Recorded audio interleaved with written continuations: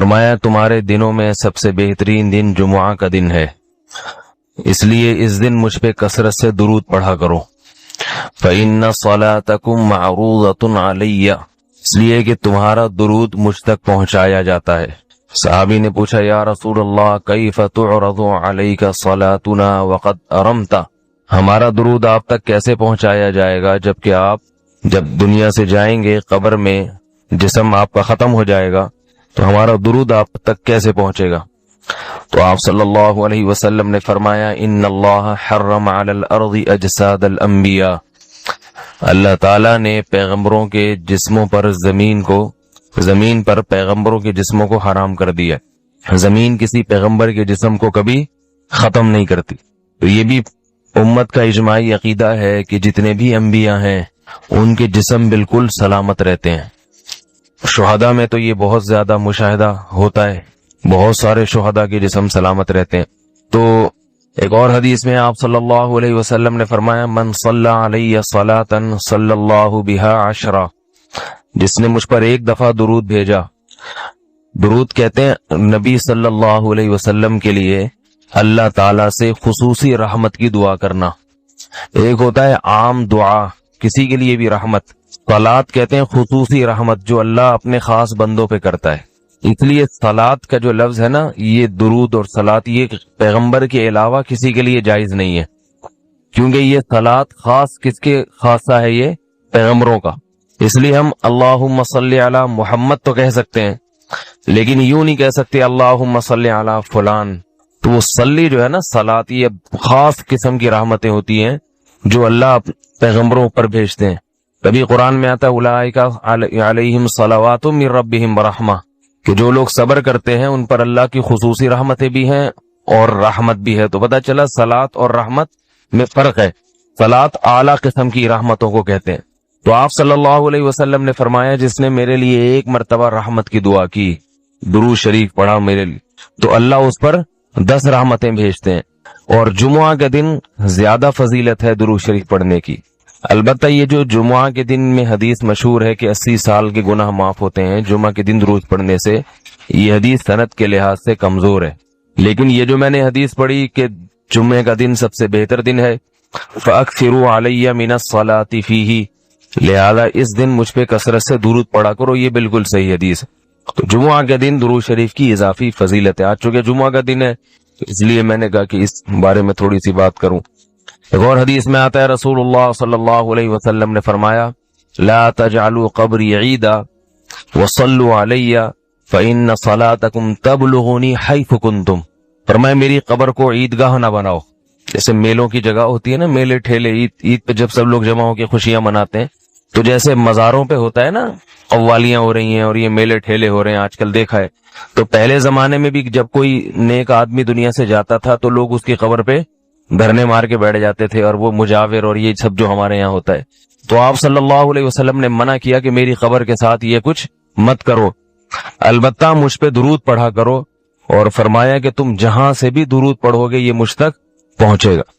और हदीस में रसूलुल्लाह सल्लल्लाहु अलैहि वसल्लम ने फरमाया, मा मिन अहदिन युसल्लिमु अलैया इल्ला रद्दल्लाहु अलैया रूही फअरुद्दु अलैहि, कि जब भी कोई मुझ पर सलाम भेजता है अल्लाह मेरी रूह को मेरे जिस्म में लौटाते हैं और मैं उसके सलाम का जवाब देता हूँ। अब ये कैसे होता है, चूंकि ये बरज़खी जिंदगी में है, लिहाजा इसकी कैफियत में और गहराई में जाने की इजाजत नहीं है। जैसे अल्लाह बेहतर समझते हैं ये होता है, इसकी हकीकत का हमें इल्म पूरी तरह नहीं है, बरज़खी जिंदगी है। और हदीस में आता है रसूलुल्लाह सल्लल्लाहु अलैहि वसल्लम ने फरमाया कि रग़िम अनफु रजुलिन ज़ुकिरतु इंदहु फलम युसल्ली अलैया, उस शख्स की नाक खाक आलूदा हो जाए जिसके सामने मेरा नाम लिया जाए, मेरा तज़किरा हो और वो मुझ पे दुरूद न पड़े। एक और हदीस में आप सल्लल्लाहु अलैहि वसल्लम ने फरमाया, अल बखील मन ज़ुकिरतु इंदहु फलम युसल्ली अलैया, वो शख्स कंजूस है, बखील है जिसके सामने मेरा नाम आए और मुझ पे दुरूद न पड़े। यानी इतनी बड़ी शख्सियत और इतने बड़े मोहसिन आजम का तज़किरा आ रहा है और इसकी जबान से दुआ भी नहीं निकलती, तो इससे बड़ा कंजूस दुनिया में कौन हो सकता है। एक और हदीस में आप सल्लल्लाहु अलैहि वसल्लम ने एक शख्स को दुआ मांगते हुए देखा जिसने दुरूद शरीफ पढ़े बगैर दुआ शुरू कर दी। तो आप सल्लल्लाहु अलैहि वसल्लम ने फरमाया इसने दुआ में जल्दी की है। फिर फरमाया तुम में से जब किसी शख्स को दुआ मांगनी हो तो पहले अल्लाह की हम्दो सना पढ़े, फिर मुझ पर दुरूद भेजे। कुरान मजीद में भी अल्लाह ने हुक्म दिया, इन्नल्लाह व मलाइकतहु युसल्लूना अलन नबी, कि अल्लाह और उसके फरिश्ते, अल्लाह भी रहमत भेजते हैं और फरिश्ते भी रहमत की दुआ करते हैं। या अय्युहल्लज़ीना आमनू सल्लू अलैहि वसल्लिमू तस्लीमा, ईमान वालो तुम भी मोहम्मद सल्लल्लाहु अलैहि वसल्लम पर दुरूद भेजा करो और सलाम भेजा करो। दुरूद और सलाम में फर्क यह है कि दुरूद अल्लाह की रहमत और सलामत कहते हैं कि हर बुराई से, हर मुश्किल से, हर मुसीबत से बचाएं। तो कमाल जब ही होता है जब अल्लाह हर शर से बचा लें और इजाफी रहमतें भी भेजें। तो उलमा ने दुरूद शरीफ की हिकमतों में लिखा है कि दुरूद शरीफ जो अल्लाह ने हमें पढ़ने का हुक्म दिया, इसकी बुनियादी वजह तो सबको मालूम है कि सबसे ज्यादा एहसानात इस कायनात में अल्लाह के बाद किसके हैं? मोहम्मद सल्लल्लाहु अलैहि वसल्लम। तो आप सल्लल्लाहु अलैहि वसल्लम के एहसानात सबसे ज्यादा हैं इंसानियत पर। या अय्युहन्नास अंतुमुल फुक़राउ इलल्लाह, तुम सब के सब अल्लाह के दर के फकीर, सारे पैगंबर, सारे फरिश्ते, सब मखलूक अल्लाह के सामने सब फकीर हैं और अल्लाह ने किसी को भी इख्तियारात नहीं दिए। हाँ, मोजज़ा इसे कहते हैं कि अल्लाह पैगंबर के हाथ में कोई काम कर लेता है, करने वाला वहां अल्लाह ही होता है, पैगंबर को इख्तियार नहीं दिया होता।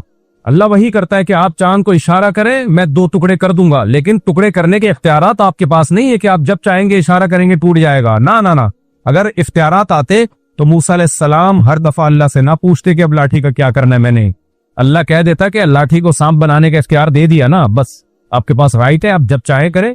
तो ये हजारों आ रहे हैं तो आपके पास तो इख्तियार है। मूसा अलैहिस्सलाम थोड़ी खौफजदा होते जब जादूगरों ने रस्सियां फेंकी, हजारों सांप बन के दौड़ी, तो मूसा अलैहिस्सलाम सोचते मेरे पास तो इख्तियार है कि मैं जब छू करूंगा लाठी क्या बन जाएगी, अजदा। ना ना ना, कुरान कहता है औ जैसा फी नफ्सी खीफतम मूसा, मूसा डर गए, खौफजदा हो गए दिल में। ये कुरान की बलागत देखो, कुरान कह रहे दिल में खौफजदा। ये दिल का लफ्ज क्यों? खौफ तो दिल में ही होता है। ये इशारा है कि मूसा अलैहिस्सलाम चूंकि मुकाबले में थे तो खौफ को जाहिरी तौर पे नहीं तारी होने दिया कि दुश्मन देखेगा तो वो उसको फतह की उम्मीदें हो जाएंगी, तो दिल के अंदर ही खौफजदा हुए, वो खौफ जाहिर नहीं पे आने नहीं दिया। इसलिए जब लोग दूसरी शादी करके मुझसे मिल रहे होते हैं ना, बहुत खुशी में, बहुत नाइस टू मीट यू, मुझे पता होता है ये दिल में इसके क्या हो रहा है, दिल रहा है कि ऊपर ऊपर से हमें बेवकूफ बना रहा है। ये बहुत नाइस टू मीट यू, मैं नहीं ऐसा था तो तुम कहां से ऐसे हो गए यार। हमने अब की थी हमारी अंदर से हालत होती है, पता है हमारी तकरीर सुन के तुम हमसे 2 हाथ आगे निकल रहे हो क्या। तो मुकाबला जब होता है तो खौफ हो भी तो दुश्मन को ये दिखाया जाता है हमें खौफ नहीं है, लेकिन कुरान मूसा अलैहिस्सलाम सैयदुल हजरत मूसा कलीमुल्लाह की कैफियत अल्लाह जानता था। अल्लाह ने कहा औ जैसा फी नफ्सिही खीफतम मूसा, जब हजारों सांप देखे मूसा दिल में घबरा गए, ये क्या होगा। तो अल्लाह कहते हैं कुल्ना ला तखफ इन्नका अंतल आला, ए मूसा खौफजदा मत हो, आज फतह तेरी होगी। अलकी माफी यमीनिक, दाएं हाथ में जो लाठी है डाल जमीन पे। तो लाठी को सांप बनाने के इख्तियारात हजरत मूसा के पास नहीं थे, चांद के 2 टुकड़े करने के इख्तियारात सय्यदुल अंबिया के पास नहीं थे। अल्लाह ने मोजज़े दिखाए हैं कि जब मैं चाहूंगा किसी पैगंबर या किस पैगंबर के हाथ पे मोजज़ा जाहिर होता है, वली के हाथ पे करामत जाहिर होती है। इसमें इख्तियारात नहीं आ जाते, इख्तियारात अल्लाह के पास ही होते हैं। बाज लोग कहते हैं जी फरिश्ते भी तो बारिश बरसाते हैं और ये करते हैं, तो फिर फरिश्तों से बारिश की दुआएं क्यों नहीं मांगते? इसलिए कि इख्तियारात थोड़ी हैं, सब इख्तियारात किसके पास हैं? अल्लाह के पास। कभी मौत के फरिश्ते से पनाह मांगी, भाई चला जाए यहाँ से, पता है भाई ये तो अल्लाह के हाथ में।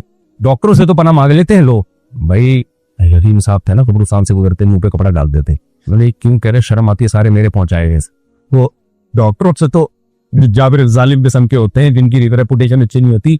हमारे एक जानने वाले डॉक्टर थे, इंजेक्शन हाथ में लेके बैठते थे, वो जो पेशेंट आ रहा है खोखरे हैं एंटीबायोटिक के, मैंने यार ये डॉक्टर है कसाई है ये। मेरे बच्चे को चोट लग गई, थोड़ा सा उसके गोमड़ा आ गया ना, हमें तो बचपन में बहुत चोटें लगी हैं, तो नेचुरल है यार, बच्चे के गोमड़े भी फूलते हैं। उसको ये मैंने कहा ये डॉक्टर सही है, इसको लगता है बचपन में कभी चोट लगी नहीं है।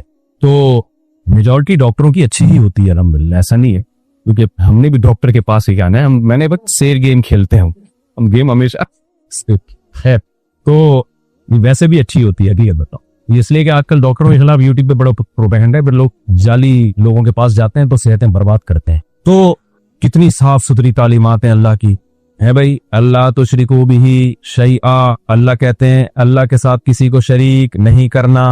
दूसरे नंबर पे क्या है, अल्लाह का हक है ना, उसके बाद ह्यूमन राइट्स आते हैं कि नहीं आते।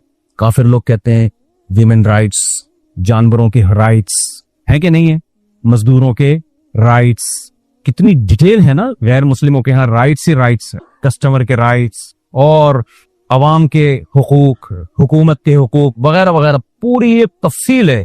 कुरान कहता है सबको परे रखो, ये सब बाद में है। सबसे पहले जो तुम्हारे अच्छे अखलाक और तुम्हारी इताअत और तुमने नरम, वो तुम्हारे वालिदैन।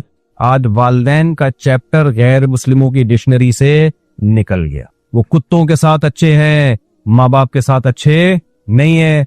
ओल्ड हाउस में उनका बूढ़ा बुत्ता नहीं जाता, वो मौत तक साथ रहता है। अब्बा जैसे ही बूढ़ा हुआ उसका ठिकाना ओल्ड होम, अम्मा बुढ़ी हुई उसका ठिकाना बोलो ओल्ड होम। क्यों? बुढ़ापे में माँ बाप की खिदमत के लिए जो मोटिवेशन चाहिए वो बायोलॉजी और फिजिक्स की किताबों से नहीं मिलती, साइंसदानों से नहीं, वो मजहब से मिलती है, कुरान से मिलती है। वो मोटिवेशन हमारे पास है, वो जापानियों के पास नहीं, वो यूरोप के पास नहीं है। कभी वो अच्छे साइंसदान होते हैं, अच्छी औलाद नहीं होते वो अपने माँ बाप के लिए। बहुत ठिश करते हैं ना यार लोग बैठ के, एक्चुअली गोरा एक्चुअली मैंने जहाँ वहां जाके बच्चे जन पे देख के रहा बुढ़ापे में कुत्तों से बुरा हाल होगा तेरा। वो कहता है अभी कौन सा अच्छा हाल चल रहा है? अब बहुत अच्छा चल रहा है उस सोसाइटी की निस्बत, उस सोसाइटी की बहुत अच्छा चल रहा है। कंपेयर किया करो, कंपेयर। तो लोग कह रहे होते हैं ना कि एक्चुअली वो ओल्ड, अभी जो देसी लिबरल है ना वहां जाके बड़े फसाइल सुना रहे होते हैं। एक्चुअली देखें वो ओल्ड हाउस में, ओल्ड होम में ना उनकी केयर बहुत अच्छी होती है, माँ बाप की, इसलिए वो रखते हैं। तो बूढ़े कुत्ते को भी जमा करा दो ना वहां पे। भाई मोहब्बत मोहब्बत कहती है मेरे पास रहे। माँ तो जितनी बूढ़ी हो उतनी अच्छी लगती है कि नहीं लगती? बाप जितना बूढ़ा हो उतना अच्छा लगता है, उतना दिल चाहता है यार इसके कदमों में बैठो। तो कुरान कहता है खुदा के साथ शरीक मत करो। और ह्यूमन राइट्स में सबसे पहले बिल वालिदैनी एहसाना, माँ बाप है तुम्हारे, कस्टमर बाद में। एयर होस्टेस के कितने खूबसूरत अखलाक, लोग मुतासिर होते हैं। देखो भाई अपने अम्मा के साथ भी अगर इसी तरह बात करती है तो फिर अल्लाह मानेगा इन अखलाक। शोहर के साथ अगर ऐसे ही अखलाक हैं तो फिर अल्लाह मानेगा। आप बटन दबाओ, फौरन चाय आ रही है जहाज में, बटन दबाओ, इशारे से समझ जाती है बटन दबाने वाला है, दबाने की जरूरत नहीं है। जी सर क्या चाहिए आपको? लेकिन यही जब किसी की बीवी बनती है, शोहर बटन पे पांव रख के खड़ा हो जाए, बाप बटन पे पांव रख के, माँ बटन पे पांव रख के खड़ी हो जाए, बटन के स्प्रिंग ढीले हो जाएंगे, वो नहीं आएगी जब तक मजहब की, अल्लाह का खौफ नहीं होगा। तो ये दावत किसकी है? मेरी नहीं है भाई, किसकी दावत है? कुरान की दावत। तो अल्लाह कहता है कि वला तुशरिकू बिशैइन बिल वालिदैनि इहसाना व बिज़िल कुर्बा वल यतामा। फिर कराबतदारों का हक पहले है, अजनबियों का हक बाद में, भाई बहन का हक पहले। तालो वतलु मा हर्रम रब्बुकुम अलैकुम अल्ला तुशरिकू बिशैइन बिल वालिदैनि इहसाना। आगे क्या आयत है? नहीं, सूरह बनी इसराइल की जो आयतें मैं पढ़ रहा हूँ, नहीं, सूरह अनाम की आयतें हैं। तालो वतलु मा हर्रम रब्बुकुम अलैकुम अल्ला तुशरिकू बिशैइन बिल वालिदैनि इहसाना वला तक़्तुलू औलादकुम खशियता इम्लाक़ नहनु नर्ज़ुकुकुम व इय्याहुम, या नहनु नर्ज़ुकुहुम व इय्याकुम, इस तरह या तो कुम पहले है हम बाद में। फरमाया अपनी औलाद को गुर्बत के खौफ से कत्ल मत करो, हम तुम्हें भी रिज़्क़ देते हैं और इनको भी। माँ के पेट में हमल को जाया करना भी इसी में आता है। देखो बच्चा, अगर कोई औरत रोकती है कि सेहत खराब हो रही है बार बार बच्चे होने से, ये जायज है। समझ में आ रही है बात कि भाई सेहत इजाजत नहीं दे रही है, या 4-5 बच्चे हो गए संभल नहीं रहे हैं तो थोड़ा गैप कर लो, जायज है, कोई हराम नहीं है। लेकिन आज जो बच्चे रोके जा रहे हैं, महंगाई का दौर है, अफोर्ड नहीं कर सकता, इस आमदन में 4 बच्चे नहीं पाले जा सकते, इस खौफ से बच्चे रोकना कि खिलाऊंगा कहां से, कुरान की नजर में नाजायज है, हदीस की नजर में नाजायज। आपको समझ में आएगा। अगर आपको नहीं समझ आती, मौलवी लोग ऐसे बातें करते हैं, भाई अल्लाह को मानना है को मानो, नहीं मानना तो आपकी मर्जी, क्या कह अल्लाह खुद ही पूछ लेगा आपसे। लोग कहते हैं असल में ग्राउंड रियलिटी देख के ये मौलाना लोग नहीं चलते। ग्राउंड रियलिटी है कि चीनी महंगी हो गई है, ग्राउंड रियलिटी ये कहती है एक गरीब आदमी 30,000 में अपनी बीवी का पेट पाले या अपने बच्चों का पेट पाले। ग्राउंड रियलिटी से हट के ये मौलाना लोग हमें लेके जाते हैं। ग्राउंड रियलिटी अगर मादा परस्ती का चश्मा लगा के देखी जाए तो कुछ और है, और अकल का चश्मा लगा के देखी जाए तो कुछ और है। तभी तो कुरान मादा परस्तों को कहता है ये ला याकिलून, इनमें अकल नहीं है। ग्राउंड रियलिटी ये कहती है कि बच्चा पैदा होते ही माँ की छातियों में दूध आ जाता है। समझते हो कि नहीं समझते? जब तक नहीं होता तो दूध नहीं आता। जैसे ही पैदा हुआ, पहले माँ रोटी खा रही थी, उस रोटी से बच्चे की आंख बन रही थी। ग्राउंड रियलिटी है या नहीं है? माँ जब रोटी खा रही थी, उस रोटी से बच्चे की कान बन रहे थे। ग्राउंड रियलिटी है या नहीं है? माँ जो रोटी खाती थी अब तो पिज़्ज़ा बर्गर खा रही है, तो भी बच्चे भी बर्गर जैसे निकल रहे हैं। माएँ तो बयान सुनेगी वो बोलेंगे हम तो भी खाते भाई, रोटी खाए रहे तो टाइम हो गया। सफेद आटे के पराठे खा रहे हैं आजकल, खैर बच्चा भी पराठा बन गए। तो जो भी खाए, रोटी तो एक किनाया है ना खुराक से। तो रोटी खाती है, उससे बच्चे की जबान बनती है, दांत बनते हैं, नाक, इतनी सारी चीजें रब बच्चे की किससे बनाता है? रोटी से। ग्राउंड रियलिटी है या नहीं है? इधर बच्चा मार्केट में आया, दुनिया में आया, उसी रोटी से अल्लाह की कुदरत हरकत में आती है। बिल्कुल एक डिफरेंट चीज दूध बनना शुरू हो जाता है, और वो दूध माँ की छातियों में आ जाता है। बच्चे को कुछ भी नहीं पता, कुछ भी नहीं, लेकिन उस भुन्ने को ये पता है दूध मिलेगा कहां से और हलक में उतरेगा कैसे। पैदा होते ही ना अम्मा की छातियां तलाश करना शुरू कर देता है, ऐसे ऐसे घूम रहा होता है गुन्ना बन के, किधर गया। इतनी होशियारी, जिसको 1.5 होशियारी भी कम है इसके सामने। इससे पता चलता है भाई कैलकुलेटर कुछ और कहते हैं, लेकिन जो रब अर्श पे बैठा हुआ है ना वो गाफिल नहीं है, उसका निजाम है, उसका सिस्टम है।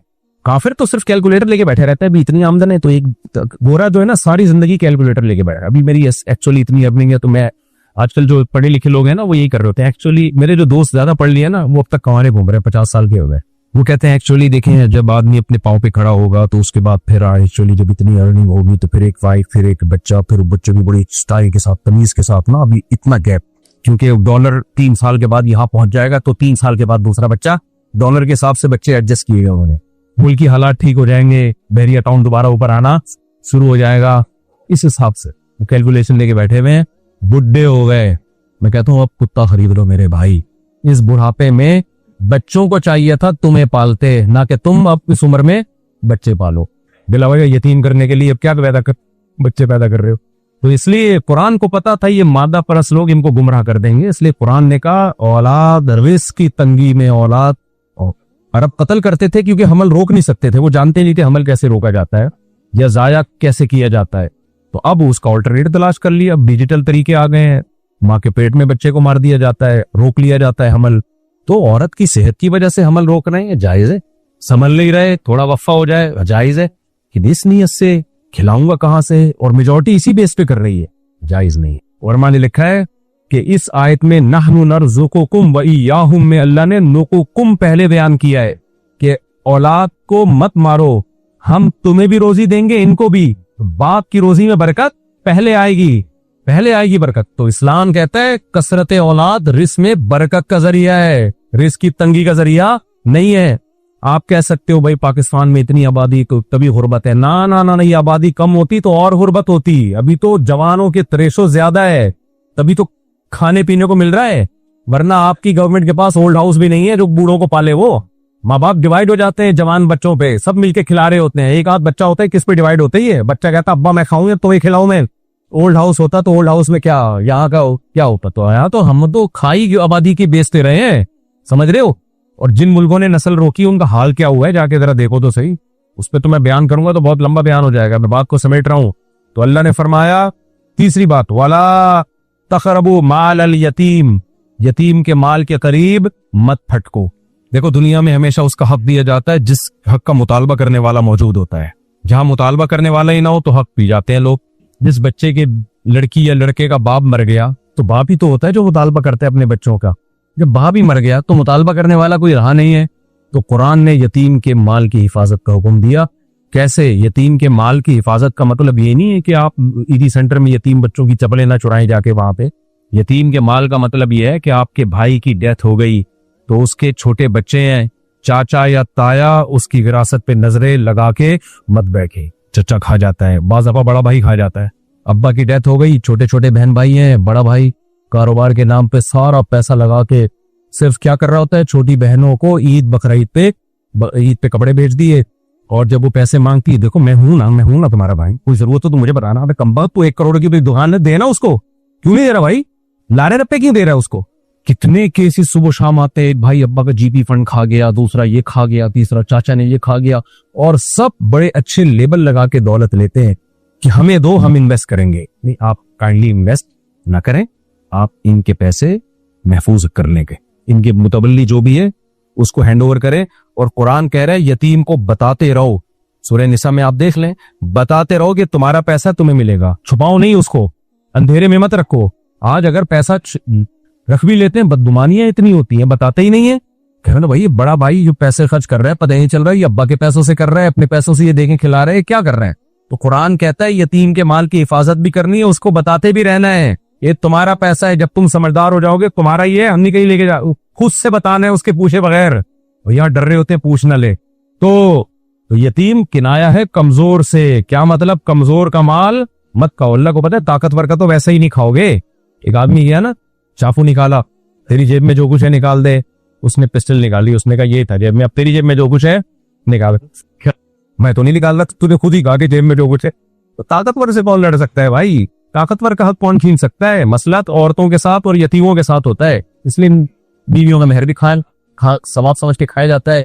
दूसरी शादी में इतनी कंप्लेंट्स आती हैं, लोग शादी कर लेते हैं, हुकूक नहीं दे रहे होते क्योंकि पहली का दबाव होता है, फड्डे होते हैं, फिर दूसरी को लटका देते हैं। अरे कम्मा, आदमी जब नहीं था तो तूने आदमी वाला काम क्यों किया? तूने आदमी वाला काम क्यों किया? आप उसका राइट, जो हक हुकूक है वो तो दो ना आप उसके। तो जो कमजोर होगा उसका हक दबा लेंगे, जो ताकतवर होगा उससे दब जाएंगे। पहली ताकतवर है तो उससे दब जाएंगे। बाज़ अवत दूसरी ताकतवर होती है, पहली बेचारी बूढ़ी हो चुकी थी, बच्चों की वजह से मजबूर होती है, उसका हक ही नहीं दे रहे होते। मैंने ऐसे लोग भी जानता हूँ, पहली बीवी है उसकी रातें पर बारी नहीं दे रहे उसकी, वो कहती है मैं जाऊं कहां, मैं बच्चों को लेके मैं डिवोर्स लूं, क्या करूं मैं। तो यतीम ये किनाया है किससे? कमजोर से। कमजोरों का हक बोलो। मैं कहता हूं मुसलमान जो बीवी के हुकूक अदा करता है, एक आदमी था उसका फड्डा हुआ, मजहबी आदमी है, उसकी बेगम ने उसको बड़ा सताया, बिन वो अपनी बेगम को खाने दे रहा है, तो मुझे आगे बता भी रहा है, कह रहा मैंने बोलो खुदा की कसम अल्लाह का खौफ है कि मैं तेरे हुकूक अदा कर रहा हूँ, अल्लाह का खौफ, वरना नहीं अदा कर। तो औरत भी अल्लाह के खौफ से शोहर के हुकूक अदा करेगी, मर्द भी अल्लाह के खौफ से, वरना हुकूक अदा करना ये मुमकिन नहीं है भाई, बहुत बड़ी जिम्मेदारी है हुकूक की। आदमी कहता है निकलो पतली गली से, आदमी पेड़े खाने के लिए आता है, आगे हुकूक देना बड़ा मुश्किल काम है। तो अल्लाह ने फरमाया यतीम के माल के करीब भी मत फटको। यतीम से मुराद यहाँ विरासत का माल है। और अल्लाह ने यह भी फरमाया जो यतीमों का माल खाते हैं अपने पेट में आग भर रहे हैं, वो आग भर रहे हैं। तो बल्कि हमें मजहब ने यतीमों की कफालत का हुक्म दिया और नबी ने कफालत की। नबी ने उम्मे सलमा रजी अल्लाह अन्हा से निकाह का पैगाम भेजा। उम्मे सलमा रजी अल्लाह उनको, उन्होंने फरमाया मेरे तो छोटे छोटे बच्चे हैं, आपने फरमाया बच्चे मेरे, मैं कफालत करूंगा उनकी। हजरत अब्दुर्रहमान इब्ने अबी सलमा ये नबी की गोद में पले हैं, हालांकि नबी के बेटे नहीं थे। समझ रहे कि नहीं समझ रहे? सही मुस्लिम की हदीस है, अब्दुर्रहमान इब्ने सलमा बयान करते हैं मैं नबी के साथ बैठ के खाना खा रहा था। क्यों खाना खा रहे थे नबी के साथ बैठ के भाई? इसलिए कि नबी की गोद में पले हैं ना। इनकी वालदा से नबी ने निकाह किया तो फरमाया बच्चे भी ले आओ, मैं पाल लूंगा। हालांकि 40 दिन घर में चूल्हा बोलो नहीं जल रहा। ये फैमिली प्लानिंग का जो सबसे बड़ा अजाब है ना, अपने बच्चे पैदा करने के लिए तैयार नहीं है तो बेवा औरत के बच्चों से शादी करके कौन कफालत करेगा? क्योंकि फैमिली प्लानिंग वालों ने खोपड़ी ये सेट कर दी है कि बच्चे खा जाते हैं तुम्हारी रोजी, गुर्बत महंगाई में, तो अपना नहीं पैदा कर रहे हो कि दूसरे का कैसे पालेगा। हमारे नबी ने 40 दिन घर में चूल्हा नहीं जल रहा, 9 बीवियां भी रखी, अपनी औलाद भी और दूसरों की औलाद भी लेके पाल रहे हैं। बता दिया भाई पैसा जरूरी नहीं है, कफालत के लिए दिल बड़ा होना चाहिए। तो अब्दुर्रहमान इब्ने अबी सलमा बैठे हुए हैं नबी के पास, बच्चे थे, फरमाते मैं नबी की गोद में था, यानी नबी की कस्टडी में था, तो मुझे नबी खाने के आदाब सिखा रहे थे। कुल मिम्मा फी यलीक, मिम्मा यलीक, खाने में बर्तन में उस जगह से खाओ जो तुम्हारे सामने हो, और खाने से पहले अल्लाह का नाम लो। अब खाने की सुन्नतों में लोग ये सुन्नत बयान करते हैं, देखो जब भी खाने की सुन्नतें बयान होगी ना, ये हदीस पेश होगी। नबी ने अब्दुर्रहमान इब्ने सलमा को फरमाया कि अपने सामने से खाया करो और बिस्मिल्लाह पढ़ के खाया करो। हालांकि इससे बड़ी फजीलत साबित हो रही है कि बेवा से निकाह करके उसके बच्चे को पाल के तरबियत करना भी किसकी सुन्नत है? नबी की। ये सुन्नत मार्केट से बिल्कुल शक। खाना बदतमीजी से खाओ इतने नुकसानात नहीं है, दूसरे के सामने से खा लो इतने नुकसानात नहीं है, बिस्मिल्लाह पढ़े बगैर खा लो इतने नुकसानात नहीं है। लेकिन बेवा औरतों को जो लावारिस छोड़ दिया है ना, और उनके बच्चों को जो लावारिस छोड़ दिया, इससे सोसाइटी तबाह हो जाएगी, हो रही है। मैं समझा पा रहा हूं अपनी बात, बस बात को मैं समेट के जल्दी से खत्म करता हूं। इन्हीं आयतों में अल्लाह ने आगे चल के फरमाया औफुल मिकियाल इदा औफुल कैदा इदा किल तुम, जब तोलो तो नाप तोल में कमी मत करो। दूसरे अल्फाज में इसको यूं बयान किया इदा तालू अलन नासी यस्तौसून, अपना हक लेने की बारी आती है पूरा पूरा हक दे लेते हैं, देने की बारी आती है डंडी मारते हैं। आज मुसलमान ये काम कर रहे हैं कि नहीं कर रहा? आप किसी के घर किराए पे लें, अपना हक लेने की बारी आएगी, पहली तारीख को पूरा सामान लाके बैठ जाएगा वहां पे, मालिक मकान कहता है सर 5 तारीख हो गई, किराया दे दो। क्या अभी भूखे मर रहे हैं क्या? है इतनी जल्दी है क्या? भाई जब आपने उसका मकान 1 महीना इस्तेमाल कर लिया है तो पहली तारीख को किराया देना चाहिए था। चलो उसने आपको इजाजत दी 5, तो फिर 5 तो दे दो, आप क्यों डिले कर रहे हो? लोग किराए पे घर नहीं देते अपना, उनको पता है जान को अजाब बन जाएगा। हमारे दोस्त थे, वो किसी को अपनी बाइक देते थे, कहते थे भाई अपनी बाइक समझ के इस्तेमाल करना। मैं कहता था लोग तो कहते हैं भाई किसी की बाइक समझ के इस्तेमाल करना, उसे किसी की समझ के वाट लगा देगा, अपनी समझ के। ठेकेदार एक घर वो है जो अपने लिए बनाता है, एक घर वो है जो पहनाने के लिए बनाता है। दोनों में जमीन आसमान का फर्क होता है कि नहीं होता? अपने लिए जो घर बनाएगा उसमें आप भड़ी के लिए कील ठोके, ड्रिल मशीन से भी नहीं ठोकेगी वो। जो बेचने के लिए बनाता है कील ठोकेंगे, प्लस्तर पूरा निकल के बाहर। ये सब मुशाहिदे की बातें हैं। प्लस्तर पूरा बाहर है, नलका ज्यादा टाइट किया पूरा ही घूम जाएगा, हर थकी हुई चीज लगाएगा। पहनाना है ना, पहनाना है, पहनाओ निकलो यार, फिर वो खुद ही भुगतता रहेगा। तो भाई जो अपने लिए पसंद करते हो वो, और अगर ऐसा लो क्वालिटी का घर बनाए तो बता दो भाई इसमें कील ठोकोगे तो प्लस्तर बाहर आएगा। इस जो है तुम्हारे सामने, धोखा मत दो। आप दफ्तर जाते हो, लेट पहुंच रहे हो, तनख्वाह पूरी ले रहे हो, आप काम में वहां डंडी मारो, मोबाइल में लगे रहे हो, जो बॉस ने काम दिया वो कर नहीं रहे। स्कूल में टीचर को काम दिया पढ़ाने का, वो पढ़ाने के अलावा सारे काम कर रहे हैं वहां बैठ। हमारी वालदा गवर्नमेंट स्कूल में पढ़ाती थी, टीचर थी। मैं जब भी जाता था ना, बचपन का वाक्य बहुत पुराना, ये 85 की बात कर रहा हूँ, 1985 में छोटा बच्चा था, तो सारी टीचरें स्वेटर बुन रही थी बैठ। सबके बच्चों के स्वेटर जो बनते थे ना, पहले जमाने में खवातीन खुद बुना करती थी स्वेटर, रेडीमेड का रिवाज कम था। सबके बच्चों के स्वेटर कहाँ बुने जाते थे? गवर्नमेंट स्कूलों में। समझ रहे कि नहीं समझ रहे? स्वेटर बुन रहे होते। तो मैंने एक दफा बयान में कह दिया कि ऐसे स्कूल भी हैं जिनमें हेडमास्टर की तनख्वाह भी जा रही है, टीचर की तनख्वाह भी जा रही है, स्कूल नहीं है, ये हैं। तो एक आदमी ने मुझे तस्वीर भेजी, सिंध में किसी जगह की ना गधे बैठे हुए हैं, वो स्कूल की 4 दीवारी है, उसमें गधे बैठे हुए अंदर, सच्ची मुच्ची के गधे, जो गधे होते हैं D2 वाले वो।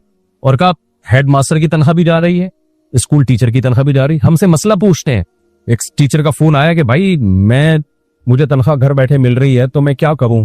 मैंने कहा पढ़ाई बगैर हराम है तनख्वाह। कह रहे हैं मैं तो जाना चाहता हूँ, स्कूल ही नहीं है, स्कूल में गधे घोड़े बंधे रहे हैं, गवर्नमेंट बना ही नहीं रही। तो मैंने कहा भाई जायज फिर भी नहीं, क्योंकि गवर्नमेंट का पैसा नहीं है, ये अवाम का पैसा है, अवाम आपको पढ़ाने के बदले में दे रही है। अगर गवर्नमेंट ने स्कूल ही नहीं बना पाई है, और कागज में है वो स्कूल, कागज में ये है कि टीचर भी जा रहे हैं और बच्चों के माशाल्लाह इतने नंबर, बच्चों के नंबर भी घर पहुंच रहे हैं। और नंबरों का क्राइटेरिया क्या है? ये मेरा मामू है, इसके नंबर, ये मेरे मामू का बच्चा है तो इसके नंबर 70, ये चूंकि सगा भाई है 80, ये भाई भी है इससे, और ये इसने मेरा फला काम बनाया था 90, ये हो रहा है। तो टीचर की तनख्वाह ऐसी सूरत में हलाल नहीं है, क्योंकि अल्लाह कहते हैं जब तुम हक दे नहीं रहे हो तो ले कैसे रहे हो? तो ये बड़े बड़े मसाइल हैं, और भी कुरान की कुछ आयतें हैं, तो मैंने बस मुख्तसर इस पे कहा, वो मैं अभी बताता हूँ। तो मेरे भाई अल्लाह ताला ने जो भी नेमत किसी को दी हो तो अल्लाह कहते हैं नाशुक्री मत करो। तो नाशुक्री के ये सारे काम हैं जो इसकी अलामत है कि आप खुदा के नाशुक्र हैं, और इनमें सबसे पहला जो काम है वो है नमाज की पाबंदी। अल्लाह बेनमाजी को शुक्रगुजार मानता ही नहीं है। कुरान में जितना नमाज को फोकस किया गया है, किसी इबादत को फोकस नहीं किया गया। हर जगह अहले ईमान की अलामत में नमाज टाइम करते हैं, नमाज, और नमाज मस्जिदों में होती है। अखपल तरीके से हर आदमी पढ़ रहा है आजकल, जहां मौका मिलता है यार। भाई नहीं, ये मस्जिदें किस काम के लिए बनी है? जमात से नमाज होती है, फजर की नमाज जमात से, जोहर की नमाज जमात से। कामों को आगे पीछे करना है नमाज के लिए। हमारा ये चल रहा है कि फारिग हो जाएंगे तो पढ़ लेंगे, नहीं भाई, नमाज के लिए फरागत करनी है। नमाज से फारिग हो जाएंगे फिर काम करेंगे। नबी सल्लल्लाहु अलैहि वसल्लम ने फरमाया जो लोग घरों में नमाज पढ़ते हैं, मेरा दिल चाहता है मैं किसी को हुक्म दूं जाके घरों में आग लगा दे। वो इतनी सख्त वईद है इस पे। कुरान कहता है रिजालुल्लाह तुलीहिम तिजारतुम वला बैउन अन जिक्रिल्लाह, अल्लाह के नेक बंदे ऐसे हैं कि तिजारत और कारोबार उनको मस्जिदों में आने से नहीं रोकता, यानी जमात से नमाज। तो मुसलमान तिजारत भी करता है, दुनिया के सारे काम करता है, लेकिन नमाज मस्जिद में बाजमात पढ़ता है। तो अगर आप नमाज की पाबंदी नहीं करते, शिर्क करते हो, माली लेन देन में दो नंबरियां करते हो, तो भाई आप अल्लाह की नजर में नाशुक्रे हो। तो फिर अल्लाह की पकड़ के लिए अल्लाह हम सबको बचा के रखे, अल्लाह की पकड़ के लिए फिर तैयार रहना चाहिए। अल्लाह हम सबको बचा के रखे, और मौत से पहले अल्लाह हम सबको तौबा की तौफीक अता फरमाए। तो यही चीज, अभी रमजान भी आने वाला है। अच्छा, तंजीम इस्लामी की तरफ से तफसीर कुरान का प्रोग्राम होगा ना रमजान में, तो इस मस्जिद में होगा, तो आप लोगों ने उस दौरे में शिरकत करनी है, समझ रहे हो? तो रमजान को कारामत बनाए। देखो मरना सबने है, और बुढ़ापा भी सब पे हमें है। ये जो नौजवानों में आजकल गर्लफ्रेंड की अय्याशी आई हुई है ना, ये थोड़े दिनों में वैसे ही खत्म हो जाएगी। सेहत वेत वैसे ही आजकल पिज़्ज़ा बर्गर वाली सेहतें ज्यादा चल नहीं रही हैं। किसी ने कहा भाई जवानी में और बुढ़ापे में क्या फर्क है? भाई जवानी में मोबाइल में हसीनों के नंबर होते हैं, बुढ़ापे में हकीमों के नंबर होते हैं। हमने भी बूढ़ा होना है, किसी बुजुर्ग का मैं मजाक नहीं उड़ा रहा, सबके साथ हो गई, सबके साथ हो। तो उससे पहले पहले इंसान के बच्चे बन जाएं तो फिर अल्लाह कदर करेगा, वरना जब शेर बूढ़ा हो जाता है वो भी नेक शरीक। और ये जो बूढ़े लोग मस्जिदों में आ रहे हैं ना, ये वो है जो जवानी में आए हुए होते हैं, वरना अगर आप जवानी में मस्जिद में नहीं आए ना तो ये जहन में लंबत रखना कि बुढ़ापे। मैंने ऐसे बूढ़ों को देखा है जो जवानी में नहीं आए, खुदा की कसम मस्जिद से उनको इतनी वहशत होती है, मस्जिद में 2 मिनट के लिए बिठा दो पागल होना शुरू हो जाते हैं वो। तो जवानी में आ गए ना तो फिर बुढ़ापे में आओगे, जवानी में नहीं आए तो फिर ये भूल जाओ कि मैं बुढ़ापे में आऊंगा। गैर मुस्लिम जवानी में मुसलमान होते हैं, बूढ़ों को हमने बहुत कम मुसलमान होते हुए देखा है। हालांकि जवानी तो याशी की उम्र है, लेकिन फर्क क्या है, जवानी में जैसे शहवत बहुत होती है, ब्रेकें भी मजबूत होती हैं। समझ रहे हो कि नहीं समझ रहे? ब्रेकें भी मजबूत होती हैं। देखो जो 0 मीटर गाड़ी है ना, नई गाड़ी, उसकी एक्सीलेटर पे पांव रखोगे जू करके भागेगी, ब्रेक भी ऐसी लगेगी। क्या ख्याल है? जब गाड़ी पुरानी हो गई तो एक्सीलेटर पे पांव रख के खड़े हो जाओ, डंग डंग डंग करके चलेगी। ब्रेक पे भी जब पांव रख के खड़े हो गए तो हो सकता है 1 किलोमीटर बाद जाके हो गया। तो जवानी में शहवतें होती हैं, ये कर लो, वो गुनाह कर लो, शराब पी लो, लड़कियों से दोस्ती लगा लो, फिल्में देख लो, फौज फिल्में देख लो, ये कर लो, उधर माल खसूट लो। लेकिन अगर रुकना चाहे तो ब्रेकिंग पावर भी अंदर अज़म कर लेता है, नहीं करना, जाओ ऐसे की तैसी। तो इसलिए जो आपको बूढ़े लोग मस्जिदों में नजर आ रहे हैं ना, जवानी में अच्छे काम किए हुए, तो अल्लाह तौफीक दे रहा है। ये दिमाग से निकाल दो कि मैं बूढ़ा होके नेक बनूंगा। बूढ़ा होके बदनजरी छोड़ना बुढ़ापे में बहुत मुश्किल है। लोग कहते हैं यार बूढ़े हो जाएंगे तो देखने का दिल ही नहीं करेगा। ना ना ना ना ना, अभी ब्रेकें मजबूत हैं, दिल चाह रहा है नजर झुका लेगा, बर्दाश्त कर लेगा। जो जिन्होंने जवानी में, हमारे एक उस्ताद थे लियारी में, इमाम थे लोग, उन्होंने बताया एक बुढ़ा मैंने देखा, 2-3 बूढ़े उन्होंने कर दिया, अच्छे नेक लोग भी थे वहां पे, लेकिन हर सोसाइटी में अच्छे भी होते हैं बुरे भी होते हैं। तो कह रहे मैं 2-3 बूढ़ों को देखता था, वो गली के नुक्कड़ के आके सुबह बैठते और कोई औरत गुजरती ना, पूरा गली के आखिर तक उसको घर तक पहुंचा के आए। काम ही यही था। ताकत कुछ भी नहीं है बॉडी में, कुछ करने की हिम्मत नहीं है। फर्क देखो आप। कह रहे इतने बुरे लगते थे यार, तुम जाओ कुछ अल्लाह अल्लाह करो, कुछ मस्जिद में जाके बैठो, बूढ़ों के हाथ में तस्बीह होती है, अल्लाह अल्लाह, कितने अच्छे लगते हैं। क्या मिल कुछ भी नहीं रहा, बस यार वो तो एक्टिंग करते थे। मैं कैमरे के सामने वो एक्टिंग नहीं, कभी खुशबू लगा के अकेले में आएंगे तो पूरी एक्टिंग करके दिखाऊंगा। तो कैसे करे ठड़क से ना वो जबान जैसे बाहर निकली होती थी ऐसे हजरत से। तो जिसने जवानी में कंट्रोल कर लिया तो बुढ़ापे में भी नजर झुकेगी, जवानी में कंट्रोल नहीं तो बुढ़ापे में शहावत तो खत्म, यानी ताकत तो खत्म, फर्क खत्म नहीं होगी। तो इसलिए जवानी में नेक बन जाओ, ये ज्यादा अच्छा। अल्लाह हम सबको अमल की तौफीक दे भाई, मुझे भी। और तफसीर कुरान में आपने रमजान में यहाँ शिरकत करनी है दौरे में, समझ रहे हो? अल्लाह अमल की तौफीक अता फरमाए। सुब्हानक अल्लाहुम्मा व बिहम्दिका नशहदु अल्ला इलाहा इल्ला अंता नस्तगफिरुका व नतूबु इलैक। काफी सारे लोग हैं बाहर भी बैठे में, मुसाफा ना फरमाएं। नमाज के बाद हम पतली गली से